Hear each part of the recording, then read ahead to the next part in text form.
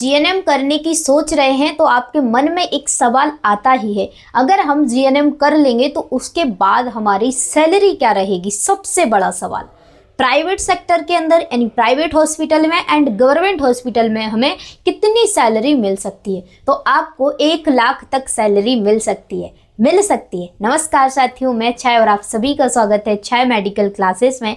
आज के इस वीडियो में मैं सभी जितने भी जीएनएम नर्सिंग स्टूडेंट हैं या फिर जीएनएम कर चुके हैं या जीएनएम करने की सोच रहे हैं तो उनके माइंड में कहीं ना कहीं सैलरी पर एक सवाल आता है कि जीएनएम कर लेंगे तो उसके बाद हमारी जो सैलरी है वो कितनी रहेगी। तो चलिए जानते हैं। तो देखिए, जो सैलरी है आफ्टर जीएनएम, देखिए जीएनएम सभी को पता है ये एक डिप्लोमा कोर्स होता है। ठीक है, ये एक डिप्लोमा कोर्स होता है, यानी कि ये डिग्री नहीं होता है। ठीक है, डिग्री नहीं होता है। ठीक है, अब बात आती है कि जीएनएम कर लिया हमने, ठीक है डिप्लोमा है, कोई दिक्कत नहीं। क्या डिप्लोमा में कुछ चीज़ें अलग से होती है? बिल्कुल नहीं।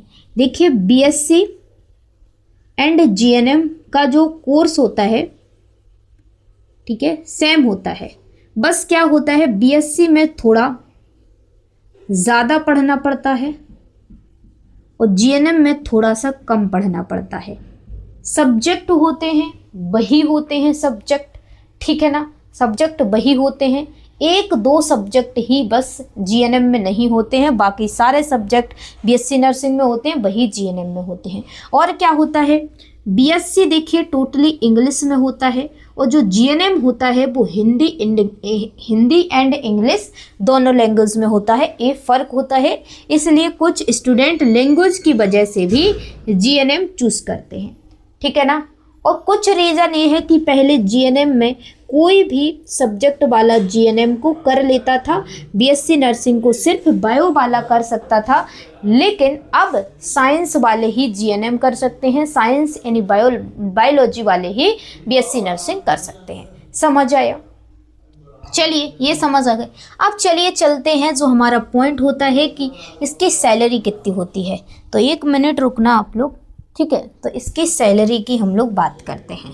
तो देखिए, यहाँ पे सैलरी की मैं बात करूँ तो जो सैलरी होती है वो डिपेंड करता है कि आप किस हॉस्पिटल में हैं, प्राइवेट हॉस्पिटल में हैं या फिर गवर्नमेंट हॉस्पिटल में हैं। प्राइवेट हॉस्पिटल में भी आपकी सैलरी डिपेंड करती है। अगर आप जीएनएम आपकी चल रही है, फर्स्ट ईयर हो गया है, तो आप अगर सेकंड ईयर में ही हॉस्पिटल ज्वाइन कर लेते हैं तो आपकी सैलरी है वो 5,000 6,000 से स्टार्टिंग होती है। ठीक है, 5,000 6,000 से स्टार्टिंग होती है। और अगर आपके पास नॉलेज है, अच्छा एक्सपीरियंस है, तो आपकी सेकेंड ईयर में ही सैलरी 10,000 तक हो जाएगी, 10K तक हो जाएगी। ठीक है ना। डिपेंड करता है आपके पास नॉलेज कितनी है, डिपेंड करता है आपके पास एक्सपीरियंस कैसा है, डिपेंड करता है आपका काम करने का तरीका कैसा है, डिपेंड करता है आपका कम्युनिकेशन स्किल्स कैसा है, मतलब बोलचाल करने का, रहने का, हॉस्पिटल में किस तरीके से आप मैनेज कर पाते हैं, मेंटेन कर पाते हैं, उस पर डिपेंड करती है आपकी सैलरी प्राइवेट हॉस्पिटल में टोटली। ठीक है, याद रखना। अब सेकेंड ईयर है, थर्ड ईयर में है, ठीक है, फाइनल ईयर में अगर आप रनिंग में हॉस्पिटल ज्वाइन करते हैं तो आपकी सैलरी इतनी होती है। ठीक है ना। और एक्सपीरियंस के बाद अगर आप सेकंड ईयर में हैं या थर्ड ईयर में हैं, ठीक है, तो आपकी सैलरी 10 से 15,000 तक हो जाती है। ठीक है, उसके बाद थर्ड ईयर में आप ज्वाइन करते हैं। सेकंड ईयर में बहुत से बहुत हॉस्पिटल वाले 10,000 तक ही देते हैं। ठीक है ना। अब बात आती है हमारी, तो फाइनल ईयर है, फाइनल है। तो अब फाइनल अगर आपकी हो गई है तो आपकी जो सैलरी है ना वो किस पर डिपेंड करेगी, हॉस्पिटल, ठीक है, कैसा है, अच्छा हॉस्पिटल है, बड़ा हॉस्पिटल है, और एक स्मॉल छोटा हॉस्पिटल है, इस पर डिपेंड करती है। देखिए, जो अगर आपकी रनिंग में है, अगर आपकी चल रही है, तब भी आप हॉस्पिटल ज्वाइन करते हैं तो बड़े हॉस्पिटल वाले आपको बिना रजिस्ट्रेशन के नहीं रखते। जो छोटे हॉस्पिटल वाले होते हैं वो बिना रजिस्ट्रेशन के भी रख लेते हैं, तो वो 10 से 10,000 तक ही सैलरी आपको देते हैं रनिंग में। अब फाइनल हो चुकी है आपकी, तो कोई भी बड़ा हॉस्पिटल वाला आपको क्या है, रख लेगा। ठीक है, रख लेगा। उसके लिए आपको क्या चाहिए, बड़े हॉस्पिटल में जॉब करना है, आपको नॉलेज चाहिए, साथ साथ में प्रैक्टिस चाहिए, और आपकी एक्सपर्टनेस देखता है कि आपका काम करने का जो तरीका है, ठीक है ना, पेशेंट को ट्रीट करने का तरीका है वो कैसा है, सब कुछ। इंटरव्यू ही होता है बड़े हॉस्पिटल में। तो जब आप बड़े हॉस्पिटल में जॉब करेंगे इंटरव्यू के बेस पे, तो आपकी सैलरी है वो 20 से 30 हज़ार होती है, ठीक है। 20 से 30 हज़ार होती है हमारे एमपी के अंदर बात की जाए, यूपी के अंदर बात की जाए, ठीक है। यहीं ग्वालियर देख लो, आपकी 20 से 30 हज़ार सैलरी रहेगी बड़े हॉस्पिटल में।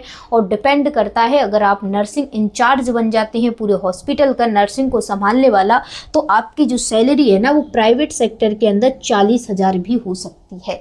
याद रखना, मैंने देखा है करते हुए स्टूडेंट को, ठीक है ना, एक्सपीरियंस लिया हुआ बता रही हूँ, ठीक है।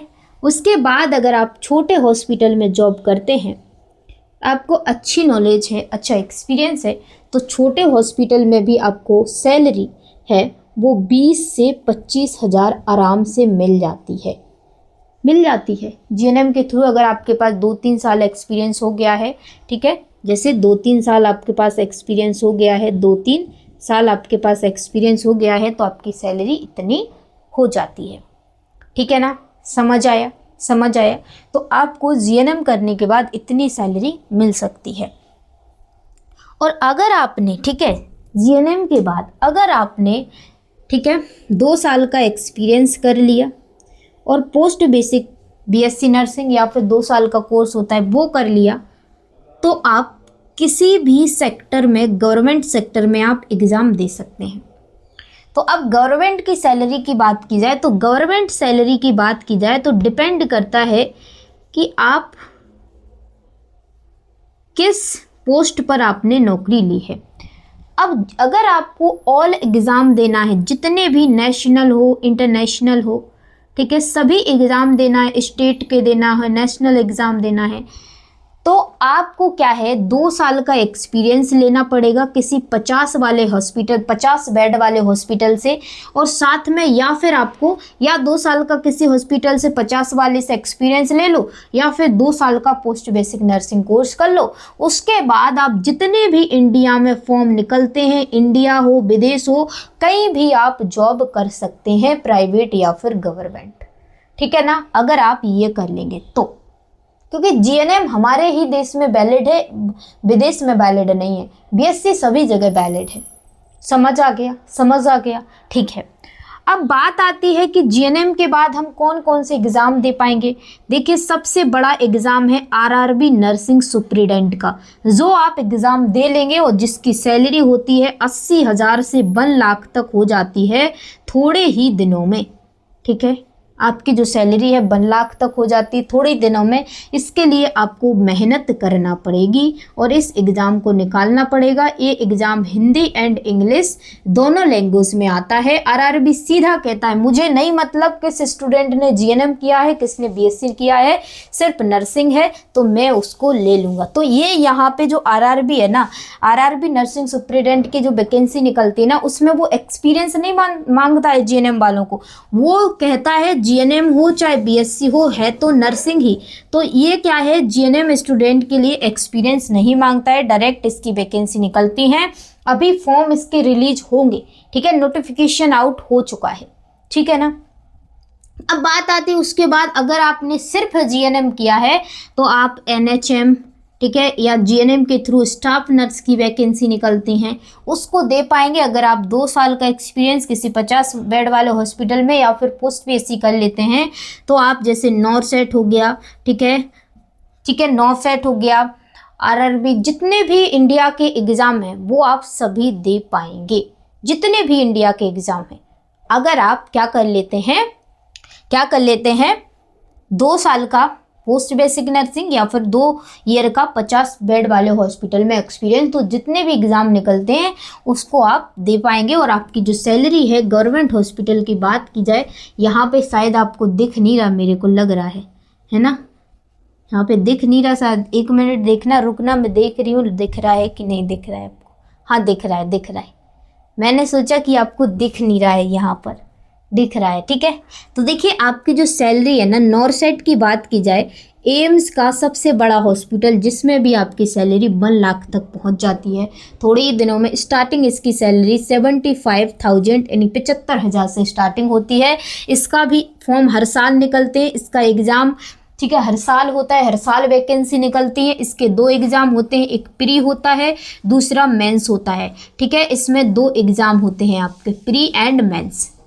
ठीक है ना। इसमें जीएनएम वाले जब एलिजिबल होते हैं, जब आप 50 बेड वाले हॉस्पिटल से 2 ईयर का एक्सपीरियंस लेते हैं या फिर 2 साल का पोस्ट बेसिक नर्सिंग कोर्स कर लेते हैं कंप्लीट, तब आप इसके लिए एलिजिबल रहते हैं। ठीक है, उसके बाद अगर आप स्टाफ नर्स सीएचओ की जॉब करते हैं तो आपकी 40 से 50,000 सैलरी होती है। स्टार्टिंग आपकी 30 से 35 होगी, उसके बाद 40 से 50,000 तक हो जाएगी। तो ये होता है गवर्नमेंट सेक्टर के अंदर सैलरी। गवर्नमेंट सेक्टर के अंदर आपकी पोस्ट पर डिपेंड करती है सैलरी कि आप किस पोस्ट पर नौकरी कर रहे हैं। अगर आप नेशनल लेवल की जॉब कर रहे हैं, ठीक है, तो आपकी सैलरी है 80,000 से ऊपर ही रहेगी। जैसे आरआरबी नर्सिंग सुपरिटेंडेंट, DSSB हो गया, नॉफसेट हो गया, इनकी सैलरी हाई होती है। ठीक है ना, ऑल इंडिया के ये पेपर हैं। और अगर आप स्टेट में नौकरी करते हैं तो आपकी 35 से 40,000 तक होती है। आई होप आप सभी लोगों को, जितने भी जीएनएम स्टूडेंट हैं, सैलरी ठीक है, सैलरी पे जो डाउट था वो आखिर क्लियर हो गया होगा, तो समझ में आ गया। और अगर आप चाहते हैं कि जीएनएम कैसे करें, क्या करें एमपी से 2027 में करना है, तो उस पर भी मैं वीडियो बना दूंगी। ठीक है, नेक्स्ट वीडियो उसी पर आएगी कि कैसे कर सकते हैं, क्या क्या सब कुछ। अगर आप एमपी से हैं, मध्य प्रदेश से हैं या अदर स्टेट से हैं तो सब कुछ बता दूंगी। Thank you. वीडियो अच्छा लगा है तो एक प्यारा सा कमेंट ज़रूर कर देना। मैं भाई उसी फील्ड से हूँ, मेडिकल फील्ड से हूँ। ठीक है, तो जो मेरे पास एक्सपीरियंस है वो सभी के साथ शेयर करती हूँ बिंदास तरीके से। ठीक है, bye bye, take care, love you all.